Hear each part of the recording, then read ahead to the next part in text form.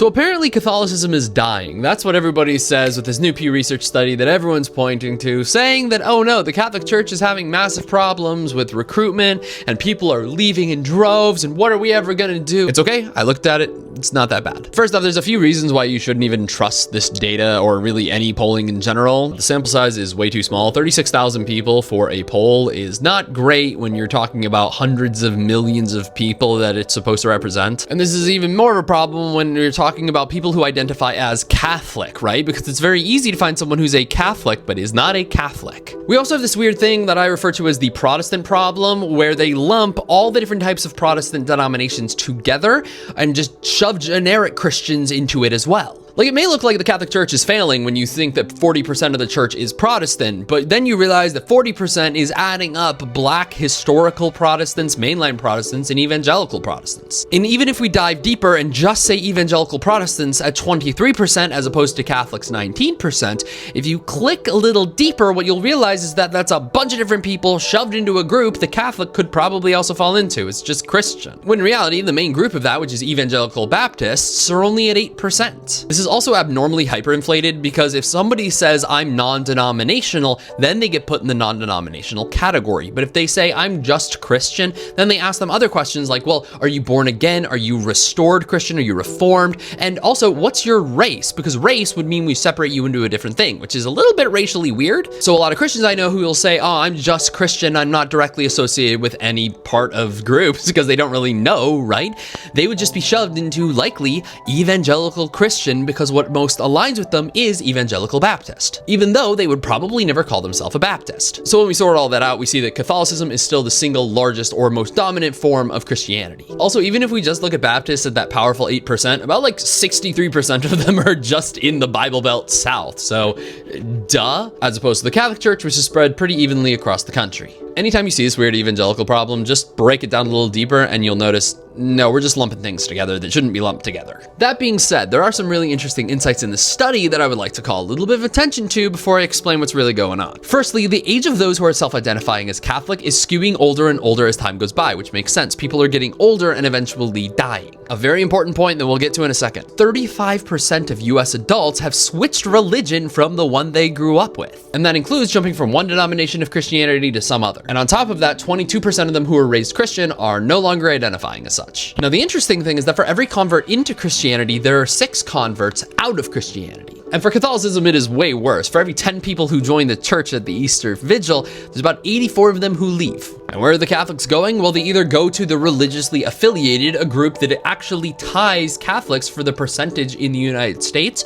or they become Protestant. And a lot of those, I really believe, just an intuition, just a hunch here, are going to the just Christian route. They're joining some church that feels more familial. We can get to that in a second as well. So we have all this data, and it really boils down to 2 main points that we can take away. First off, Catholicism is an older religion, and as people are dying, that's probably contributing to the 84 people who are leaving the faith.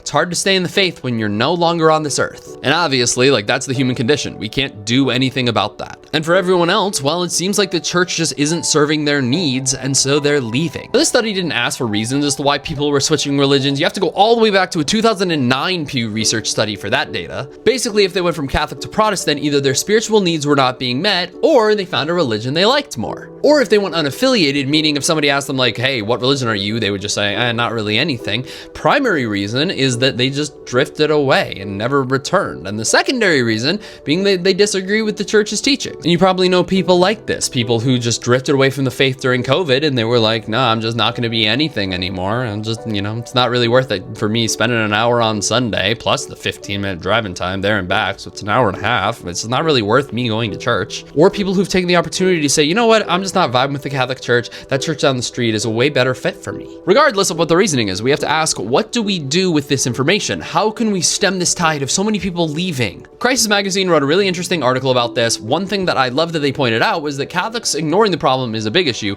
but the other big issue is if we make it a very simplistic answer to how to fix this. Spreading the Latin Mass isn't a silver bullet. Increasing catechesis, that's not a silver bullet. Changing the church's sexual morality guidelines, also not a silver bullet to fixing the problem. The author of the article even points out how nothing should be off the table. We should be willing to try to do anything to reverse these trends hands and bring people back into the fullness of the faith. And I agree with all of that. I don't think that speaking in tongues or speaking in Latin is going to save the church, and I think that we should be willing to consider literally anything, as long as it's not like stupid or ineffective, to try to make things work. Completely agreed with a lot of what this article was saying until he started giving solutions that were so absurd because all they would do is homogenize the faith. Ideas like promoting homeschooling among Catholics, making the traditional Latin Mass much more widely celebrated, abolishing the United States Conference of Catholic Bishops, halting interreligious activity, returning to the Baltimore Catechism, bringing back year-long Friday abstinence, shutting down parish sports leagues that plays on Sundays. And in truth, these ideas only sound radical if one is fixated on continuing the failures of the past 60 years. My brother in Christ. What? A huge problem with the Catholic faith is when we talk about reforms, it always becomes an aesthetic issue. Everyone kind of just ends up saying, I want a church that looks and sounds like me because my version of Catholicism is the right version of Catholicism, which is kind of ridiculous. Catholic means universal, like anyone can find who they want to be inside of the Catholic faith. Obviously, we have to adhere to certain doctrines and dogmas, but other than that, there's a lot of leeway. You can be more of a traditional Catholic, you can be more of a charismatic Catholic. Like, there's nothing wrong with either of those things so long as it's not denying certain doctrines or causing any weird heresies. But when we don't have a real answer, that's kind of what we go to. Well, maybe we should do the thing that I like doing more that draws me into the faith because we're only thinking within our personal spirituality in terms of how we should grow the church. I think the answer is far more simple.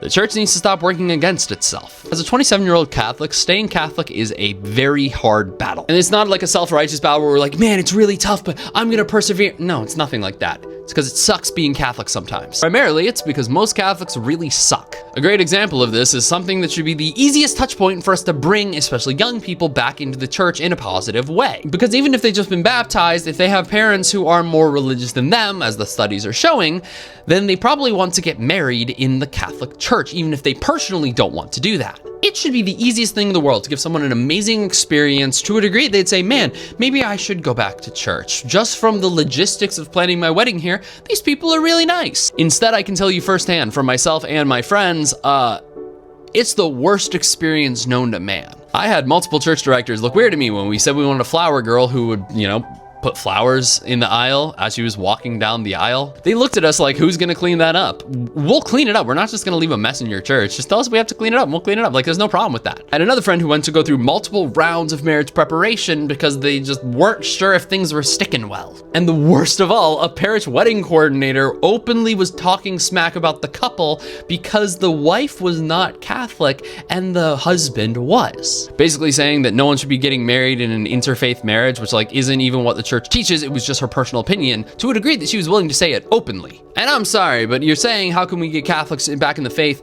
Maybe we start, maybe just a start, by not telling them, I don't even think you should be getting married to this person. Deborah, with all due respect, it's none of your business. And I'm not even gonna get into how expensive it is to even rent out a church to get married. Even if you are a parishioner, it can be hundreds, if not thousands of dollars. Those are all true stories, and every single one of them said, hey, I'm not gonna leave the faith, but I understand why people take getting married and the terrible experience that it is to be a reason why they do leave the faith. And you can say, well, that's not really a good reason. They shouldn't leave just because of a bad experience if there is truth here. Yeah, but people are looking for any out. Why would we give them one? The church has gotten such an elitist mindset where all we want to say is, man, my version of the faith is right and anyone who's different is wrong, and how dare they? Oh man, I'm just gonna look down on them from my high perch inside of my beautiful church that I forced them out of. Compare this to literally any generic evangelical Christian church. When you go in, what's going to happen is people say, hey, welcome, we're glad you're here. How can we connect you into something? And with all due respect, there's no reason the Catholic Church can't be doing that. How hard can it be to say, hey, you want to further and deepen your faith? Here's a small group available. I just genuinely don't understand why that's such an impossible concept. Yes, we have the Mass. Yes, we have the Eucharist. Those are the most important things. But why are we forgetting all of these other things that people are longing for? Someone is coming to the church saying, I would like to be treated in a certain way. I would like to be served. And the church kind of says, all I really want from you is to serve. I'm not going to give you anything. You need to come in and give to us. You can't be surprised when people take that as an opportunity to leave and go find a different faith that's going to treat them in a way that says you matter. We need to stop thinking about the church as a place where people come to give, but a place where people come to receive, not just the Eucharist, but lifestyle spirituality in general. Why can't we do that? Like, if the Catholic Church is the fullness of faith and someone says, I would love to bring it, like, if the Catholic Church is the fullness of faith and someone says, I would like this experience, I would like this thing, and it's not contradictory to any of our doctrines, dogmas, or rites, why do we refuse to do it? Any one of my friends who are in a Bible study right now, it's not a Catholic Bible study. It's some generic Christians, but they like it more because it's awesome. People, especially young people, are leaving the Catholic Church because some other religion suits their needs, including some denomination of Christianity. So if we want to win, let's just focus back in on that. What's the need they have? Let's serve them. The more that we try to force a mold is the more that we're just going to end up losing people. A situation that, quite frankly, is entirely within our control to fix. And we don't need to abolish the USCCB. Maybe we just need to train Deborah at the front desk on how to be nice to people and smile. Or we need to be willing to let go of a cantor because, quite frankly, she cannot hit that note. Or focus more on groups that allow people to find their spirituality instead of just studying theological documents. We are the fullness of Christianity. We can dive deeper than literally anyone else. Why are we refusing to? And I'm not saying it's a contest between us and other denominations of Christianity. We want to focus on the people who are leaving and going anywhere. I don't care if it's leaving and joining a Lutheran, Presbyterian, Bible Church of First Latter-day, whatever, or if it's someone who's going and saying, I don't really want any Christianity or religion at all in my life. Regardless of who they are, our focus should be bringing them within the fullness of the faith. I don't care what the solution is, but I think it's just to serve whatever need they have in their life, because no matter who they are, they have a need. Thanks for watching.